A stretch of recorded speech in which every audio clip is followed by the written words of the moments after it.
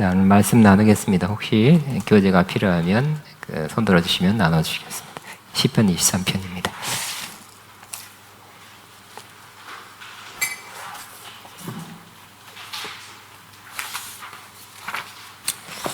시편 23편을 같이 읽겠습니다.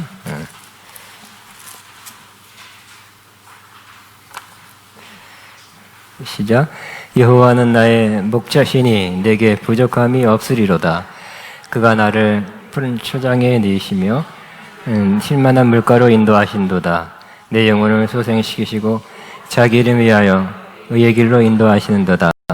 내가 사망의 음침한 골짜기로 다닐지라도 해를 두려워하는 것은 주께서 나와 함께 하심이라. 죄의 지팡이와 막대기가 나를 안위하시나이다. 내 원수의 목전에서 내게 상을 차려주시고 기름을 내 머리에 부으셨으니 내 잔이 넘치나이다. 선하심과 인자하심이 반드시 나를 따르니 내가 여호와의 영원히 하리로다. 오늘은 광야 영성 87번째 원수의 목전에서 상을 베푸시는 하나님, 이런 제목으로 은혜를 나눕니다. 지난번에 했던 내용을 조금 제가 의역을 해서 이렇게 번역해 봤습니다. 주님은 나의 목자이시기에 나는 부족함이 없습니다. 저와 여러분의 고백되기를 바랍니다.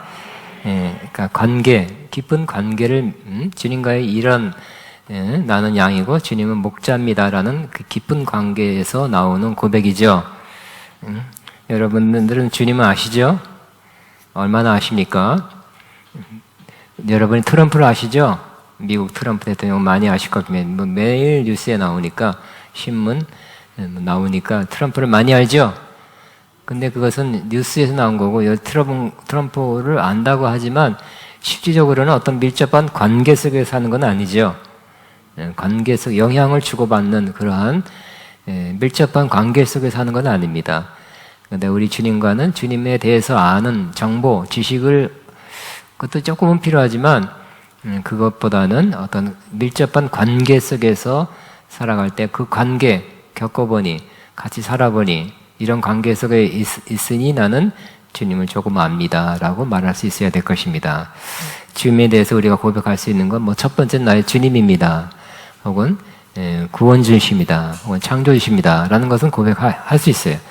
그러나 나의 목자이십니다 라고 고백하는 사람, 진심으로 고백하는 사람은 복된 사람이죠. 어떻게 주님은 나의 목자고 나는 주님의 양입니다 하고 고백하는 사람은 뒤이어서 나는 그래서 부족함이 없습니다라는 고백을 할 수 있게 된다는 것이에요. 여러분의 고백입니까? 훌륭하십니다. 대단하십니다. 부족함이 없다니까. 난 부족한 게 많은 것 같은데 아직도 이것도 없습니다, 저것도 주세요, 이것도 주세요. 근데 부족함이 없다고 말하는 그 사람은 주님 때문에 복된 사람이죠. 주님은 나의 모든 건 공급자니까, 나의 필요한 걸 채워주니까. 일단 넘어가겠습니다. 그 다음에 나를 푸른 풀밭에 넣으시며 쉴만한 물가로 인도하십니다 그랬죠. 주님은 우리 푸른 풀밭은 원래 원문의 뜻은 새싹 풀밭이라 그랬죠. 먹을 수 있는, 그러니까 광야에 풀이 드물어도 바로 난 그 새싹은 먹게 하시는 목자시다는 것입니다. 그래서 만족하게 먹이기 때문에 눕는다는 것입니다. 양들이 배불러야 눕듯이 조금 몇 가닥 먹이는 것이 아니라 만족하게 먹여서 나를 눕게 하시는, 또 물이 필요한데 쉴만한 물가로, 물이 있는 곳에 뭐가 있습니까? 또 나무도 있죠. 물이 있으니까 오아시스가 있습니다. 그래서 마시고 쉬게 하는 하나님, 우리를 하여금 또 육적으로뿐만 아니라 영적으로 생수를 마시게 하시고, 또 우리 삶에 마음에 무거운 거, 지친 것 쉬게 하신 하나님, 안식을 주신 하나님. 우리는 안식이 필요하죠. 우리는 지쳐 있어요. 바빠, 힘들어요. 생각하는 거, 염려하는 거, 근심하는 거 많기 때문에 지쳐 있는데, 하나님은 쉽게 맡기는 자에게, 또 주님의 멍에를 메고 가는 자에게, 즉 멍에라는 것은 주님의 교훈입니다. 그러니까 주님 뜻대로, 주님 말씀대로 이렇게 사는 사람에게는 그 전에 그 전에 짐으로 여겼던 수고하고 무거운 짐들이 가벼워진다는 거예요. 없어지는 건 아닌데 가벼워져요. 그냥 그렇게 큰 문제가 안 되게 변하게 된다는 거예요. 그래서 결국 우리를 쉬게 하는 거예요. 우리의 가장 필요한 것 중에 하나가 쉼이죠. 그 다음에 내 영혼을 소생시키시며 그랬어요. 우리 영혼은 늘 지치고 염려하고 또 상하고 또 우울하고 힘들 때가 많이 있어요. 그때 소생돼야 되겠죠. 주님이 소생시켜 주시고 또 한동안 잘 지내다가 또 누구 때문에, 무엇 때문에, 무슨 일 때문에, 무슨 사건 때문에 또 힘들고 염려, 근심, 문제가 마음에 생깁니다. 문제가 됩니다. 그때 주님이 저와 여러분을 소생시켜 주실 것입니다. 또 내가 지금이 깃든 음침한 골짜기로 다닐지라도 해를 두려워한다 그랬어요. 그래서 이제 경험으로 아는 거죠. 내가 너무너무 힘들 때 이러다가 죽는 거 아닌가 하는 그런 어려운 때에 주님이 와서 도와주신 것을 경험하고 나서는 또 이 사망의 음침한 골짜기를 지나게 돼도 이제는 내가 해를 받을까 두려워하지 않는다 하는 마음을 고백할 수 있게 될 것입니다. 왜냐하면 그때 주님이 함께 해주시고 나를 지팡이와 막대기로 나를 보호해 주시기 때문입니다. 겪어서 아는 거죠. 그래서 이제는 이러다가 큰일 났다, 죽는다, 망한다는 그런 때가 또 와도 주님이 함께 하시면 그 별거 아니다. 조금 힘들어도 지나갈 것이다. 이것 때문에 난 아주 망하거나 아주 죽는 일이 있지는 않을 것이다 라고 고백하신 사람이 될 것입니다. 자, 오늘은 주께서 내 원수들이 보는 앞에서 잔치상을 차려주시고 라는 제목, 두 가지 구절을 나눕니다. 주님께서 원수들이 보는 앞에서 잔치상을 베풀어 준다는 것입니다. 그러니까 상은, 우리는 집안에 상이 많죠. 그래서 때로는 버려야 됩니다. 상이 많아요. 최근에 버렸는데 또 안 가져가더라고요. 쓰레기 하더만. 근데 이 당시에는 상에서 음식을 먹을 수 있는 사람은 왕족, 아주 특별한 귀족 아니거든 다 바닥에서 먹었어요. 그죠? 바닥에서. 예수님 아마 최후의 만찬도 바닥이 아니었겠나. 왜냐하면 요한이 곁에서 이렇게 비스듬히 이렇게 기댔다는 것은 의자에서 기댔다기 생각하기 어렵죠.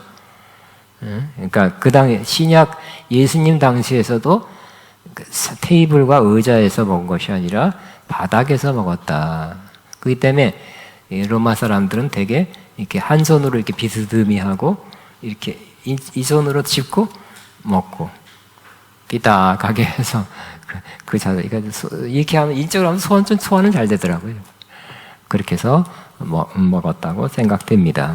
근데 하나님께서는 뭐라고요? 잔치상을 원수들 앞에. 그러니까 상은 특별한 잔치상은 굉장히 좋은 일이라는 거죠. 또 높임을 받은 것이에요. 잔치상을 베풀어 준다고 다윗이 고백하고 있습니다.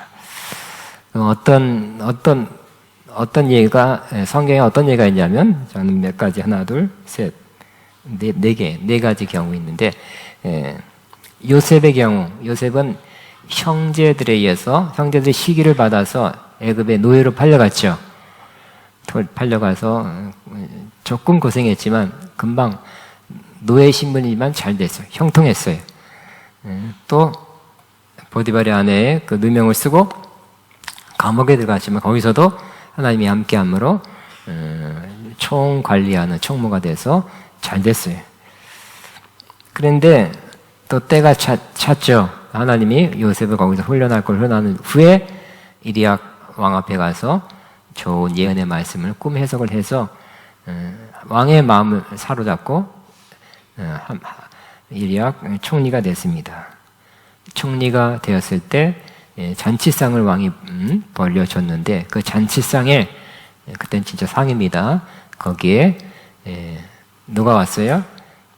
그 보디발과 그 아내가 왔겠죠. 중요 고관들이 다 오는 자리에 잔치상을 벌였는데 거기에 보디발과 그 아내는 그냥 그보다 훨씬 더 높은 신분이 된 요셉 앞에서 떨 수밖에 없었죠. 억울하게 누명을 씌워서 감옥에 쳐넣은 그 죄가가 있으니까. 응? 아마 그 보디발도 알았지만 그 자기의 집안 채통 세고 와이프를 이렇게 덮어주기 위해서, 안 그러면 그 집안 망신이니까 알면서도 감옥에 넣었을 수 있어요. 그러니까 그것이 드러나지 않기 위해서 요셉을 옥에 넣었는데 이제 쳐다보니 요셉이 총리가 됐어요. 요셉이 과거 어떤 일을 들추면서 저자들을 감옥에 쳐넣어라 할 수도 있지만, 물론 안 했습니다만, 그들이 보는 앞에서 어떤 면에서 과거에 한때 원수였죠. 잔치상을 하나님께서 베풀어 주셔서 높은 자리에 귀한 역할을 하는 자로서 우뚝 보이게 된 것입니다. 그것이 바로 원수의 목전에서 상을 베풀어 주시는 하나님의 한 예가 되었습니다. 또 요셉 보니까 그 요셉이 총리가 될 때 그 고향집에서는 기근이 들어서 할 수 없이 식량을 사러 왔습니다. 그때 누군지 몰랐죠. 총리가 된지 몰랐어요. 왜냐하면 당시에 예굽의 총리는 남자지만 다 화장을 하고 있었기 때문에 몰라봤습니다만 형제들이 다 와서 결국 총리 앞에서 절을 했어요. 또 총리가 용서해주고 요셉이 밝히면 용서해주고 또 배려해주고 요셉 때문에 배려를 받고 고센 땅 좋은 땅을 또 얻게 되고 굽신굽신하게 됐죠. 좋은 일에 동참하게 된 것입니다. 좋게 만들어졌어요.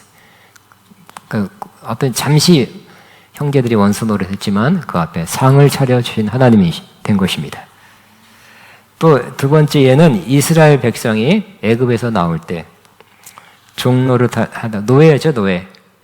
다 노예로 갔는데 나올 때 하나님의 역사에서 섬기던 집마다 그냥 가지 않게 하시고 금은 보화를 폐물을 다 주어서 보내게 했다 그래. 그 귀증품 보냈어요. 당당하게 노예가 아니라 좀 귀한 사람만이 가질 수 있는 그 금은 보화 폐물을 가지고 나오게 됐죠. 또 애굽 군대들이 쳐들어왔을 때, 마미온에 쳐들어왔을 때 이스라엘 백성은 지나가게 하고 홍해를 갈라서 애굽 군대들이 그 안에 그 다음 차례로 들어왔을 때는 바닷물을 덮어서 수장되었어요. 그 원수들 앞에서 저 건너가 있는 이스라엘 사람들은 하나님 하신 역사에 대해서 감사 찬송하게 됐죠. 원수의 목전에서 사항을 베푼 것과 같습니다. 또 세 번째 예는 에스더입니다. 에스더는 유대인으로서 왕비가 됐어요. 근데 이 하만이 교만해서 모르드게가 절한한다고 이 모르드게뿐만 아니라 그 유대인 모두를 다 죽여야 되겠다. 전국에 흩어져 있는 유대인을 다 죽여야 되겠다고 왕의 그 결재를 받아서 이미 한 번에 그 조서가 전국으로 발송되었습니다. 이제 날짜가 정해졌고 다 죽게 됐어요. 그럴 때 모르드게의 권면을 받고 에스더가 3일 금식한 후에 왕 앞에 그냥 절차를 밟지 않고 나갔죠. 잘못하면 죽을 수 있었기 때문에 이러다가 절차를 어겼다가 왕이 기분 나쁘게 여겨서 죽인다면 죽어야지요. 죽으면 죽으리라 하고 왕 앞에 나갔는데 하나님의 역사에서 왕이 뭐죠? 콩깍지가 두 배급을 씌워가지고 더 이쁘게 봤죠. 사실은 수척이 쪘지만 금식하냐고 단식이라 물도 안 먹어서 더 평소 피부가 안 좋았겠지만 더 이쁘게 보게 돼서 뭐 어떤 소총이라도 특별히 나라의 반이라도 주겠다 그랬죠. 나라의 반이라도 잘라주겠다고 그런 마음 가지게 해서 에스더가 지혜를 발휘해서 두 번 잔치를 베풀고 연회를 베풀고 소총을 말해서 결국은 하만이 나쁜 사람이라는 걸 알게 됐죠. 그래서 하만이 세우는 그 장대에 사실은 모두개를 죽이려 했는데 결국은 하만이 자기가 세운 장대에 달려 죽게 됐죠. 그리고 새로운 조서가 그렇게 보내져서 유대인들이 죽지 않게 되었습니다. 그래서 그 수도인 수산성에 큰 잔치가 벌어졌죠. 유대인들은 특별히 잔치가 벌어져서 모르드가 큰 자리, 좋은 높은 지위에 오르게 됐고 유대인들은 다 살아나게 됐어요. 그래서 너무너무 기쁘고 온 나라에 잔치가 벌어졌죠. 그래서 그날을 기념하기 위해서 대대로 불임절을 세워서 지금까지 유대인들은 지키고 있습니다. 원수 앞에서 상을 베풀어 주신 하나님입니다. 또 다윗이죠. 다윗도 원수가 많았어요. 다윗은 사람이 좋은 사람이죠.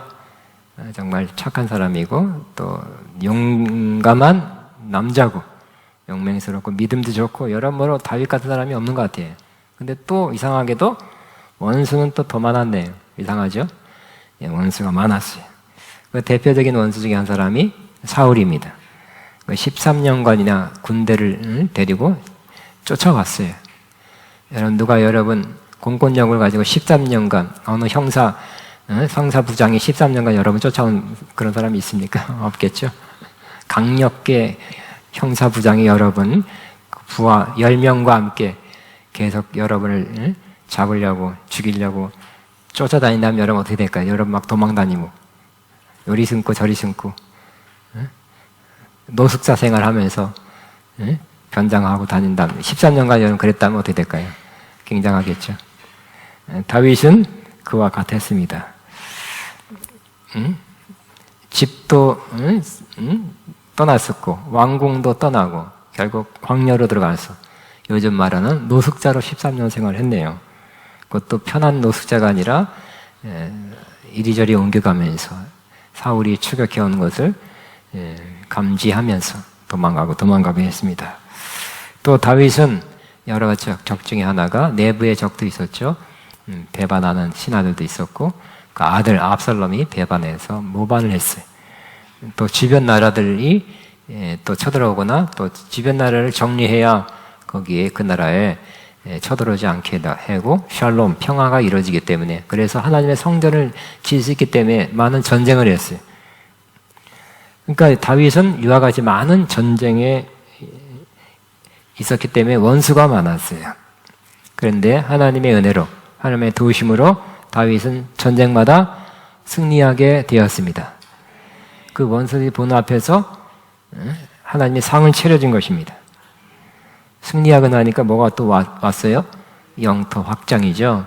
예루살렘도 결국 전쟁을 통해서 쟁취한 거예요.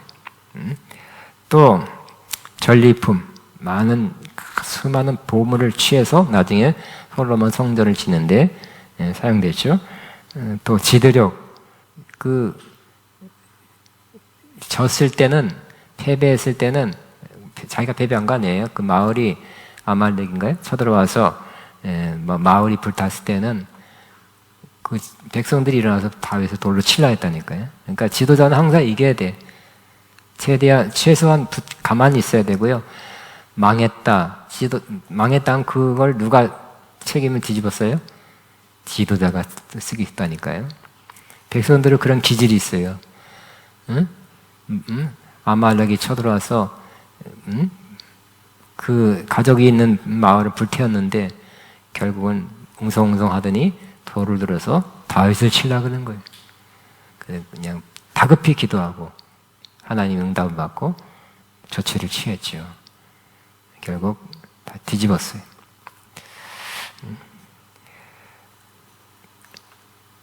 다윗은 이런 여러 가지 원수, 여러 가지 문제를 만났으나 하나님의 도우심으로 승리하게 되었습니다. 마찬가지로 하나님께서는 우리로 하여금 여러분 나는 원수가 많다. 나는 원수가 있다. 지금도 있다. 손 들어보세요. 정민이밖에 없네. 여러분 다 적겠습니다. 원수가 하나도 없어서. 원수 같은 사람이 있다. 아니, 하나 더 있었습니다. 둘, 원수 같은 큰 문제가 있다. 없어요? 여기 다 여기 평안한 사람들만 모였네. 원수가 있거나 원수 같은 큰 문제가 있는 사람은 따로 모아주시면 내가 위로의 상품을 줘야 될 것 같아요. 제가 제가 팀장 할게요. 저도 원수가 많으니까. 그러나 이런 고난, 원수로 인한 고난, 핍박, 환난, 박해가 있지만 견디고 나면, 잘 버텨서 이기고 나면 마지막엔 이겨야 되겠죠? 최후 승리 거두고 나면 하나님께서 반드시 상을 베풀어 준다는 거예요. 그래서 여러분 그 문제는 다윗처럼 13년 갈 수도 있고요. 좀 더 갈 수도 있어요. 어떤 건 빨리 몇 달 안에 끝날 수도 있어요. 몇 달 안에 끝나요. 저도 짧은 거 몇 달 안에 끝나는 경우도 꽤 있었어요. 감사하죠. 아주 그런 거 케이스 많이 있어요. 그러나 저희 원수가 또 아직도 안 끝나는 경우, 지금은 그때만큼 공격하지는 않지만 수년 전까지 그랬어요. 그러나 이렇게 오래 가는 건 있어요. 오래 가는. 그래서 이미 상을 베풀어 주신 경우도 있고요. 또 아직 그 앞에서 상을 베풀어 주셨다고 말할 수 없는 그런 원수도 있습니다. 그러나 제가 믿어야 될 건 뭐예요? 이 말씀이죠. 주께서 원수의 목전에서 원수가 보는 앞에서 내게 전치상을 베풀어 주실 것이다 하는 믿음을 갖고 있어야 될 것입니다. 저 원수 때문에 난 망할 것이다. 그러면 안 돼요. 저 원수가 내 인생을 다 저렇게 꾸겨버리고 나를 망하게 하는구나. 이렇게 아이고 내 인생 내 팔자야. 이러면 안 될 것입니다. 저와 여러분, 다윗도 그러죠. 원수를 이겼어요. 원수 같은 사람하고 원수 같은 문제를 이겨냈어요. 상을 몇 차례 받았고요. 그러나 글을 쓸 시점에도 원수는 있었을 거예요. 그러나 원수는 아직 남아있지만 그래도 주께서 이전처럼 앞으로도 이 원수들의 목전에서 나에게 상을 줄 것입니다. 라는 고백을 담아서 이 글을 썼을 것이라고 이렇게 여겨지는 것입니다. 우리도 그날이 올 거다. 원수의 발 앞에서 상을 베풀어 주실 날이 있게 될 것이다. 믿어야 될 것입니다. 제가 지금 막 예화 하나 경험한 예화를 할까 말까 속으로 막 그러고 있어요. 할까 이걸 해야 되나 안 해야 되나. 다음에 할까. 우리 안에서 이루어진 저한테 좋은 일인데 할까 말까 지금 그러고 있어요. 자, 근데 우리의 궁극적인 원수가 있죠. 사탄입니다. 결국 우리가 당하는 그 고난, 역경, 시험의 그 오리지널, 그 원천은 결국 사탄이 있기 때문에 있는 거죠. 그러나 이 사탄 마귀도 주께서 우리를 승리케 하게 하신다고 믿어야 될 것입니다. 로마서 16장 20절 같이 읽습니다. 시작. 평강의 하나님께서 속히 사탄을 속히 너희 발 아래에서 상하게 하시리라. 그러니까 아직 안 당한 거죠. 그러니까 로마에 있는 성도들도 이 사탄의 역사로 힘들어하고 고난당하고 시험당하고 있었다는 거예요. 그러나 믿고 있어야 되는 건 뭐예요? 하나님께서 속히 사탄을 너희 발 앞에 상하게 하실 날이 올 것이다 라고 믿어야 될 것입니다. 사탄 때문에 지는 날, 넘어지는 날, 사탄 때문에 실패하는 날이 온다는 것이 아니라 사탄을 우리 발 아래서 또 밟는 날, 우리가 사탄의 머리를 깨트린 날 오게 될 거라고 믿으라고 말씀하고 있는 것입니다. 그날이 바로 우리가 잔치한 날입니다. 작은 것들을 여기서 몇 번 경험해서 작은 잔치도 여기 버리겠죠. 저도 그 잔치를 경험했고 또 앞으로 조금 더 큰 것도 기대하고 잔치 날이 올 거라고 기대하고 있어요. 엄청 큰 잔치는 그때 예수님 재림할 때 우리가 심판하는 예수님 가운데 그 심판장이고 우리가 심판한 자 중에 하나로 있으면서 사탄도 시험하고 원수를 시험할 때가 오게 될 것입니다. 그때 온전한 풍성한 잔치상이 베풀어지는 날이 될 것입니다. 자, 우리는 다시 한번 고백합니다. 주께서 내 원수의 목전에서 상을 차려주십니다. 시작. 주께서 원수가 보는 앞에서 내게 잔치상을 베풀어 주십니다.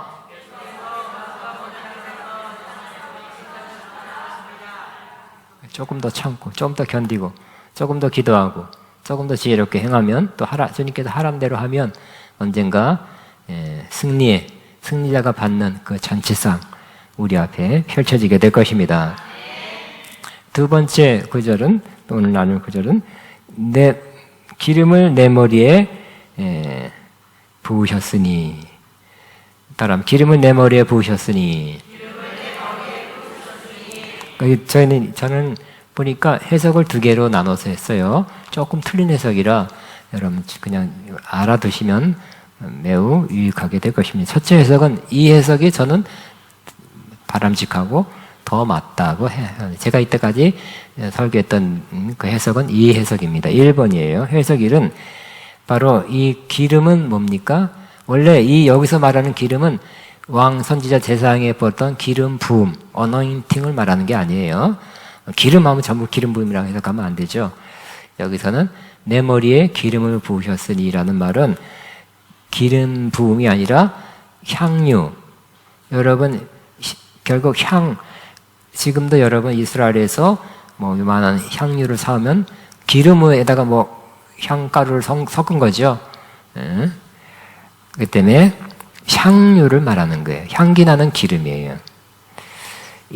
근데 요즘은 몇만 원 주면, 여러분 여성 거는 몰라요. 나 안 사봐. 근데 남자 거는 가끔 몇 번 사본 적이 있어요. 몇 번 안 사봤지만 몇만 원이면 사요.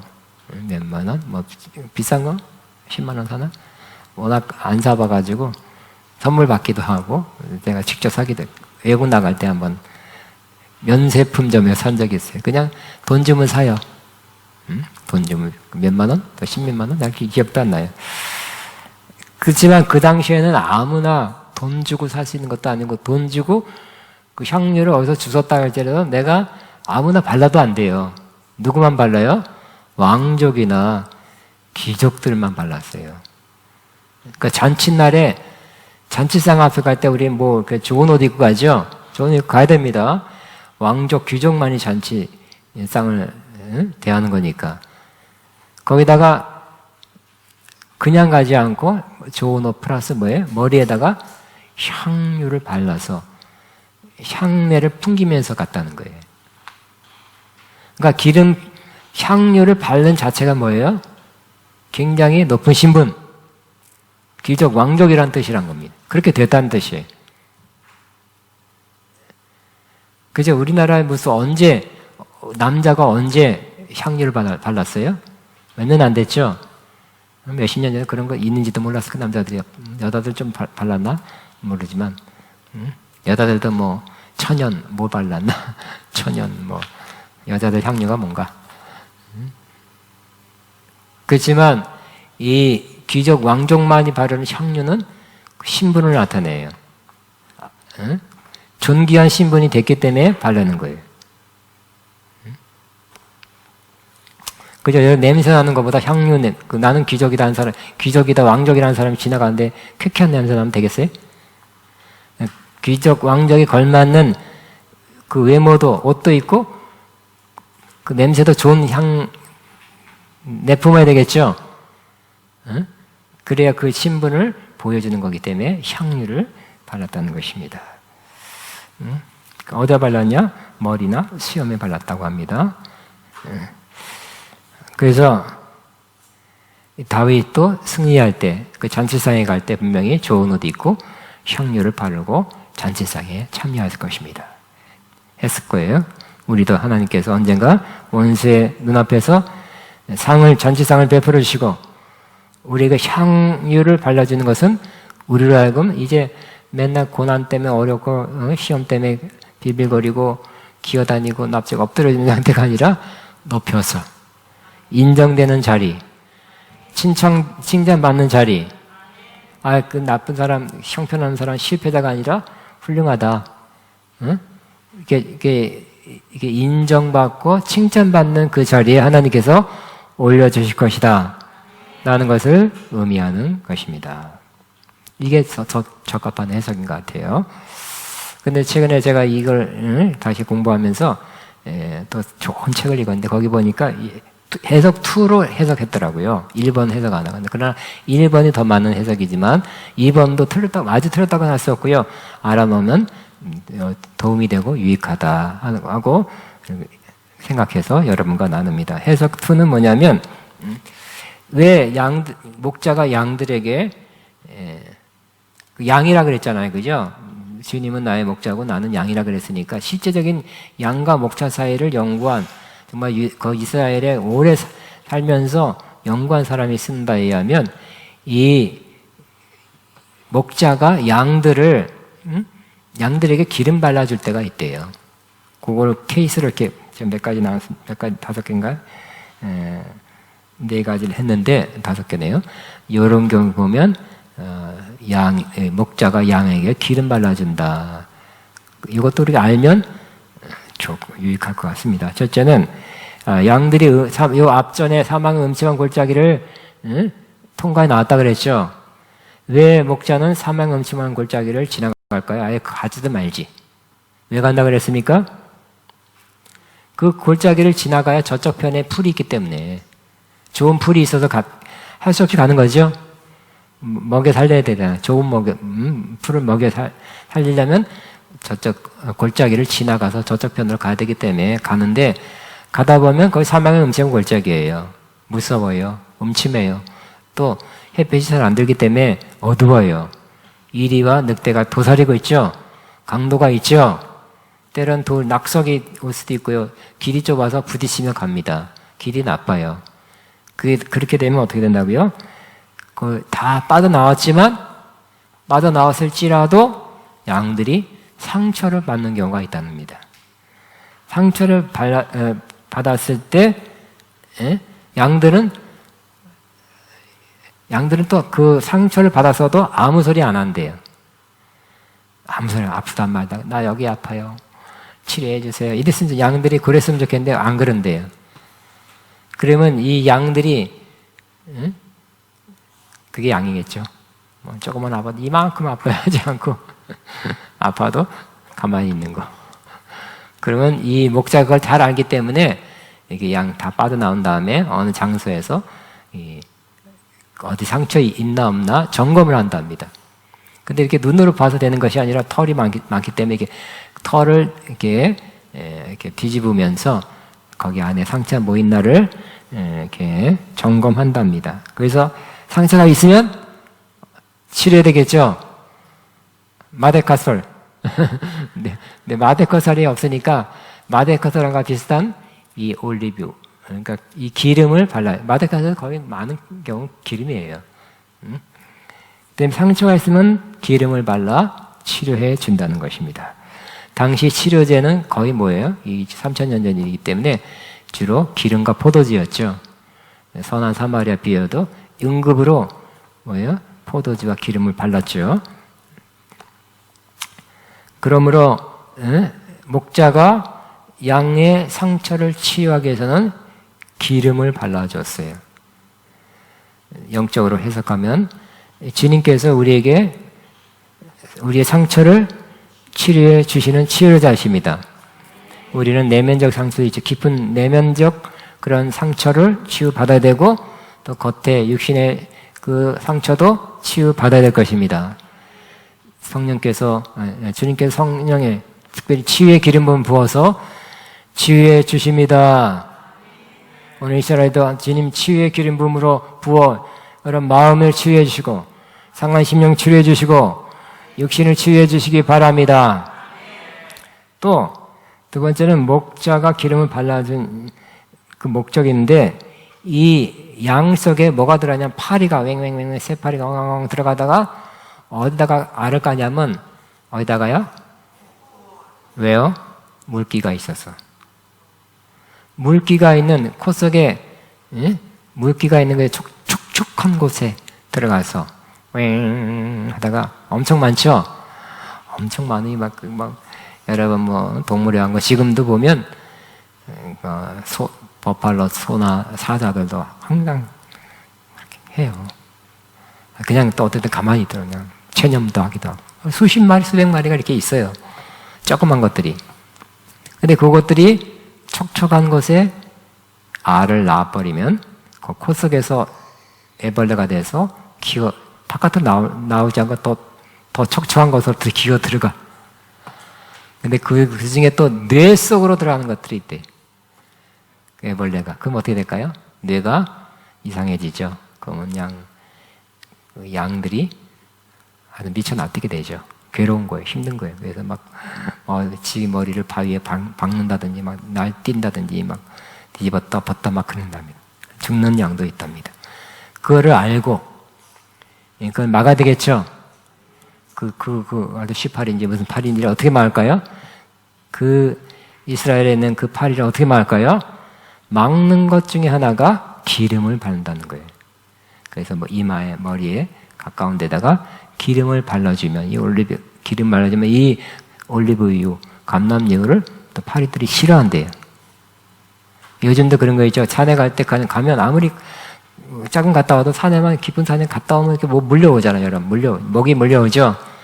근데 수십 년 전에도 이런 게 있어요. 미군 부대에서 나온 건데 바르고 들어가면 안 물더라고요, 진짜. 그래서 요즘 보니까 그런 것도 우리나라도 나왔더라고요. 그래서 그런 거 사왔어요. 이제 바르려고 그래요, 이제 산책할 때. 그 뜻이 뭔가 그 파리나 벌레가 싫어하는 냄새가 있을 거예요. 연고가. 약 뿌리는 거. 그렇듯이 그런 것들, 그 역할을 하는 것이 바로 이 올리브 기름이다. 그러면 해충이 접근하거나 안에 틀어서 알을 낳고 새끼를 낳지 않게 한다는 것입니다. 마찬가지로 성령의 기름 부음도 그런 역할을 하게 될 것입니다. 악한 세력이 들어와서 우리 안에 알을 낳고 자라게 하는, 즉 우리 심령 안에 혹은 생각 안에 나쁜 생각이 들어와서 점점 커지는 일, 또 조그만 섭섭한 거, 또 이렇게 부정적인 감정이 점점 커질 수 있겠죠. 그런 것을 방지해 주는 것입니다. 그런 것이 왔다 가도 튕겨 나가게 될 것입니다. 그리고 성령 충만한 사람, 성령의 기름 부음으로 충만한 사람은 시험도 덜 들죠. 그냥 그런가 보다 가는데 그 기름 부음이 없어지고 있었으나 없어진 사람은 조그만 일에 시험 들어요. 또 상처받고 화내요. 또 삐져요. 돌아져요. 그 사람 또 미워해. 성령의 기름 부음으로 다시 충만하기 바랍니다. 그러면 그냥 그게 그렇게 나쁘게 안 들리는 거 있죠. 나쁘게 여겨지지 않는 거, 그냥 자연적으로. 내가 그렇게 마음이 넓어졌나? 대단히 넓어진 내가 아니라 성령의 기름 부음이 그렇게 만들어주는 것입니다. 아멘. 또 세 번째는 이 기름의 역할이 참 많은데, 양들은 더워도 추워도 이렇게 붙어 있대요. 특별히 잘 때 더 붙어 있죠. 근데 이 한 양한테 가려움증 같은 거, 어떤 전염성이 있는 거, 이런 것이 옴이 나면 붙어 있기 때문에 또 옆 양에게 옮긴답니다. 감염시킨다. 참 곤란하죠? 많이 가려본 사람은 알 거예요. 양들도 힘들 거예요. 근데 그게 막 붙어 있으니까 자꾸 감염되면 어떻게 될까요? 큰일 납니다. 그래서 그걸 방지하기 위해서 또 기름을 발라준대요. 우리도 마찬가지 영적으로 성령의 기름 부음으로 발라져 있으면 영적인 오염을 막습니다. 여러분, 부정적인 부정적인 감정, 그런데 말이야 하며 수근수근하면서 옮기는 거, 이런 영이 옮겨지죠. 그런 부정적인 영도 친한 사람, 가까운 사람 또 이렇게 만나다 보고 또 교제하고 말 듣다 보면 옮김을 받습니다. 그런데 성령의 기름 부음이 그게 처져 있는 사람은 듣긴 친하니까 사실 들어졌는데 이게 들어오질 않아. 튕겨나가죠. 응? 그게 그냥 그래? 조금 들어졌다가 그래 바쁜데 하고 가게 되죠. 영적인 오염이 안 됩니다. 근데 성령의 기름 부음이 없는 사람은 어떻게 될까요? 금방 오염돼. 그러니까 여러분 신천지 이런 빤사람 보면 다 이게 미치는 교회 좀 나왔다가 신앙생활 잘 안 하고 있고 뭐 이렇게 시험에 빠져 있고 막 저 뒤에 있는 후미진 곳에 있는 영적으로 그런 사람들이 뭐 신천지나 이런 데 잘 빠지는 거 보죠? 대부분 그런 사람들이 신앙생활 충만해 할렐루야 충만하고 있는 사람들이 신천지가 오면 어떻게 될까요? 그냥 거부하고 반발하게 되고 신천지를 이렇게 오히려 책망하죠. 그런데 이렇게 믿음이 약하고 옛날에 믿었었으나 교회 다녔었으나 은혜 받았었으나 지금은 은혜 생활이 떨어진 지 오래된 그런 사람들 저 삐딱하게 처져 있는 사람한테 이단들이 접근하면 잘 먹혀 들어가. 오염이 잘 되기 때문에. 그러니까 신앙생활 잘하는 게 최고예요. 잘못 안 되는 감염되지 않는 최상의 길이 되는 것입니다. 그걸 위해서 목자가 양들에게 전염 안 되도록 기름 발라듯이 저와 여러분 아직 성령의 기름 부음으로 계속 충만 자주 기름을 바르듯이 여러분 자주 성령의 기름 부음으로 채우고 또 바르고 또 약해지면 또 바르고 여러분의 향수 뭐 기름 매일 안 바릅니까? 자주 발라야 되겠죠? 작년에 바르고 또 이제 끝이 아니죠? 되게 하루만 갑니다. 근데 성령 기름은 하루만 간다는 아니지만 어쨌든 필요할 때마다 자주 바르게 되기 바랍니다. 하나님은 기름 부음 받은 자를 또 지켜준다는 거예요. 여기 보니까 다윗 그걸 알아서 사울 왕의 원수 갚을 기회가 있었지만 스스로 피했죠. 뭐라고 하면서 피했습니까? 사무엘상 24장 6절 같이 있습니다. 시작. 내가 손을 들어 여호와의 기름 부음 받은 내 주를 치는 것은 여호와께서 금하는 것이니 그는 여호와의 기름 부음 받은 자가 됨이라 그랬죠. 내가 쳐도 안 되죠. 그 원수가 나를 쳐도 그 사람 언젠가 당하게 될 것이에요. 그러나 여러분도 마찬가지 기름 부음 받은 자를 함부로 치거나 비난하거나 하지 않고 하나님께 맡게 되겠죠. 그 기름 부음 받은 하나님 소관이에요. 잘 되거나 또 하나 징계해도 하나님이 하게 하셔야 되겠죠. 또 마지막으로 이 목자가 양에게 기름 발라주는 것은 서로 싸울 때 상처 덜 받으라고 발라준대요. 그래서 좀 이렇게 교회 안에서 맨날 화기애애하고 좋은 일만 있냐면 아니라 의견 다툼도 있고 또 갈등도 있고 그럴 수 있다는 것 같아요. 심지어는 싸우기도 하는 분쟁이 일어날 수 있다는 거예요. 그런데 이 양들도 마찬가지 싸운대요. 특별히 그 신놈들이 뭐 발전기 되면 더 막 싸우는데 뿔 막 에이 다다다다다 꽝 나시죠. 그래 그 소리가 뭐 1km 뿔 부딪히는 소리가 1km 밖에서는 안 돼요. 얼마나 심하게 너 죽어라.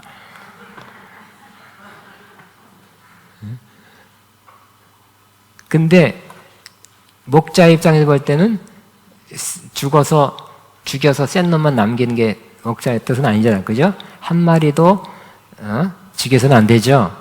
목자 입장은 다 귀한 거예요. 센 놈만 남아라. 그러면 안 되죠. 믿음 좋은 사람만 교회 남아라. 그러면 안 돼요. 믿음 안 좋은 사람 다 시험 들어서 따돌아서 나가라. 그러면 안 되죠. 목자의 마음은 믿음 좋은 사람도 귀하고 믿음 간당간당한 사람 다 귀한 거예요. 다 믿음 약한 사람 언젠가는 회복 좋아지겠지.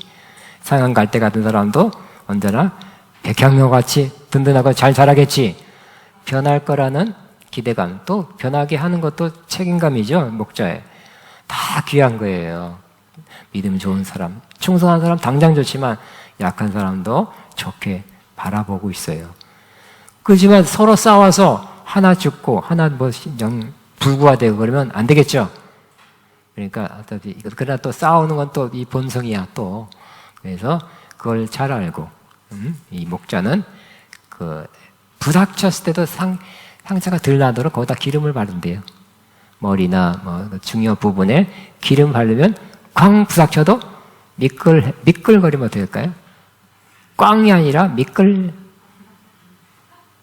그래서 그 상처가 덜 난대요. 좋겠죠? 그래서 우리 요즘 안 보지만 어렸을 때 아니면 지금 기계도 맞아요. 기계도 기름을 쳐야 되겠죠. 그러니까 잘 돌아가고 기름이 없으면 정말 물이 권투 선수 보면 꽁 하고 종치고 나서 뭘 봐요? 물 부어갖고 온 것은 마저도 그나마 고만큼 쬐끔이나마 윤활작용 덜 충격 받으라고 물이라도 붓잖아요, 그죠? 기름을 부으면 반칙이니 가서 기름은 못 붓지만 마찬가지로 이 기름이 있으면 부닥쳐도 세게 못 부닥치게 되고 상처를 덜 받게 되는 거예요. 마찬가지 성령의 기름 부음이 있으면 혹시 싸워도 혹시 다퉈도 너무 세게는 안 다툰다는 거. 할렐루야. 그래서 너무 큰 상처를 안 남긴다는 거. 그렇기 때문에 우리가 성령 충만하면 의견이 틀리고 갈등이 돼도 그래 서로 간에 덜 상처받게 될 것입니다. 그래야 되겠죠. 의견이 틀린데요. 의견이 틀려도 틀린가 보다 할 수 없다. 의견이 일치 안 된다 할지라도 우리는 이렇게 너무 큰 상처를 서로 주고받지 않고 그래도 다른 가운데 달라도 상처 왼수가 또 하나 만들어지지 않고 달라도 그냥 크게는 일치해서 하나 돼서 나가는 그런 사람이 될 것입니다. 아멘. 말씀을 마쳤습니다. 자, 오늘은 두 가지 주께서 따라하면 주께서 내 원수들 보는 앞에서 잔치상을 차려주십니다. 시작. 다시 한번 믿음으로 주께서 이렇게 한다고 믿고 한번 시작. 주께서 내 원수 보는 앞에서 내게 상을 베풀어 차려주십니다. 따라 주께서 내 머리에 기름 부으셨습니다. 주께서 내 머리에 계속 기름 부어 주실 것입니다. 아멘. 이 시간에 기름 부어 주옵소서. 기도하겠습니다. 2분 기도하고 제가 여러분을 위해서 한 1분 기도할 것입니다. 기도합니다. 주여 성령의 기름 부음 샤칼라나나나나 나나나나나나나나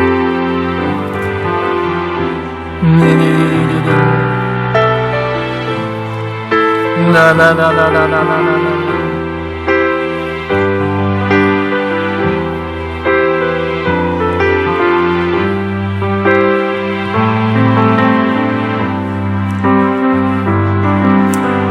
아멘. 우리 이 주임제 안에 361장 마음이 상한 자를 여러분 이 가사가 여러분의 기도가 되길 바랍니다.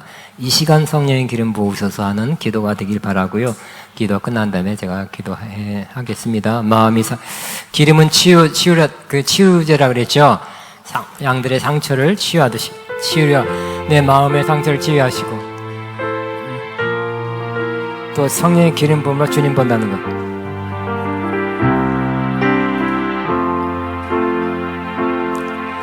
마음이 상한 자를 고치시는 주님 하늘의 아버지 하늘에 날 주관하소서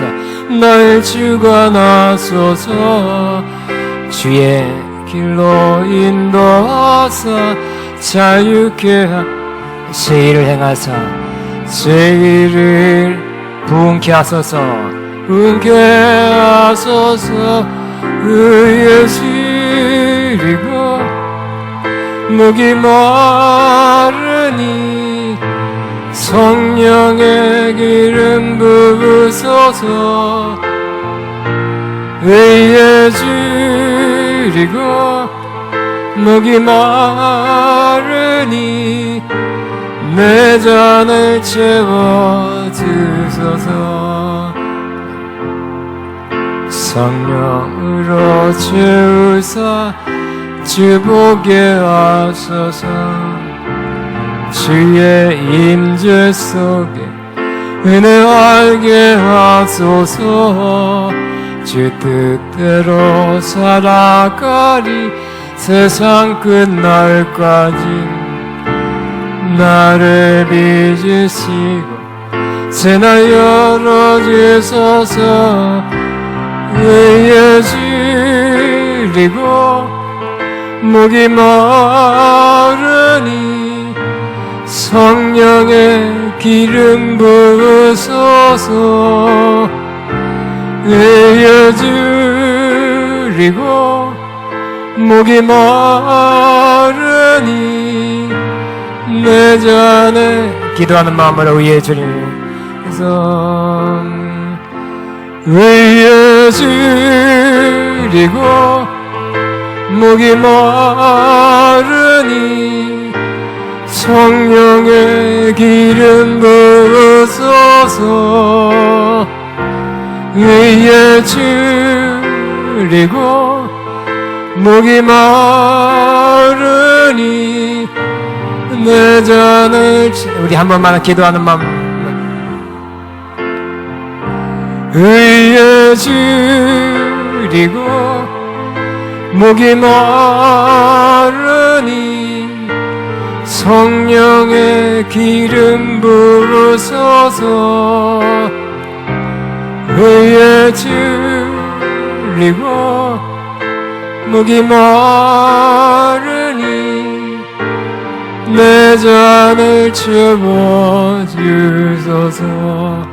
제가 가슴에 손 얹고 여러분 받습니다. 기도합니다. 하나님 아버지, 성령의 기름 부음 오늘 받기를 원합니다. 또 받기 원합니다. 더 충만히 받기를 소원합니다. 성령의 기름 부어 우리를 치료해 주옵소서. 상한 마음도, 상한 감정, 상한 기억 다 치유해 주옵소서. 육신의 아픈 부분에 주님 성령의 기름 부음, 치료의 기름 부음으로 역사하사 낫게 하시고 회복되게 하여 주옵소서.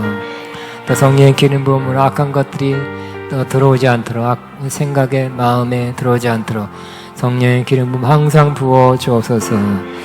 또 아버지 성령의 기름 부음 부어서 우리가 영적으로 오염되지 않도록, 나쁜 그 사상 생각에 오염되지 않도록 주님 함께해 주옵소서. 성령의 기름 부어 또 서로 간에서 상처 주지 않고 받지 않게 하시고, 악한 말을 들었더라도 다 성령의 기름 부음 안에서 다 순화돼서 받아들이도록 하는 성령의 기름 부음으로 함께해 주옵소서. 역사해 주옵소서. 이 시간 우리 모두에게 성령의 기름 부음, 성령의 기름 부음, 성령의 기름 부음, 성령의 기름 부음, 성령의 기름 부음 부옵소서.